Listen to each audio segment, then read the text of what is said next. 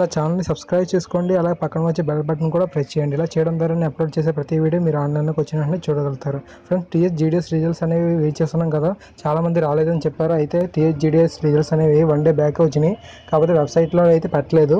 So అది అందరికీ తెలియలేదు అన్నమాట. ఉన్న పోస్టులు 645 కాబట్టి చాలామందికి తెలియలేదు, రాలేదనుకున్నారు. కానీ వెబ్సైట్లో అయితే పెట్టేశాడు. సో ఇప్పుడు ఈరోజు నేను పీడిఎఫ్ అనేది మీకు చూపిస్తాను.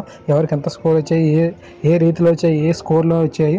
అలాగే నాకు ఫస్ట్ కామెంట్లోనే నేను పిన్ చేసి పెడతాను. సో ఆ పీడిఎఫ్ని మీరు వెబ్సైట్లోకి వెళ్ళకుండా చూడగలుగుతారు. చూసుకోండి, ఓకేనా. చూస్తే ఫ్రెండ్స్, ఇది చూడండి, మీ రిజల్ట్స్ అనేవి ఇలా ఉన్నాయి.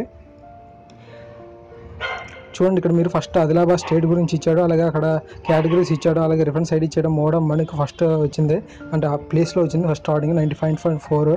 అలాగే ఈ రిజల్ట్స్ చూసినట్లయితే ఏపీ కన్నా చాలా టఫ్గా ఉన్నాయి. ఎందుకంటే ఏపీలో అయితే కనీసం ఒక 1100 పోస్టులు ఉన్నాయి, కానీ ఇక్కడ చూస్తే జస్ట్ 645 పోస్టులు మాత్రమే ఉన్నాయి.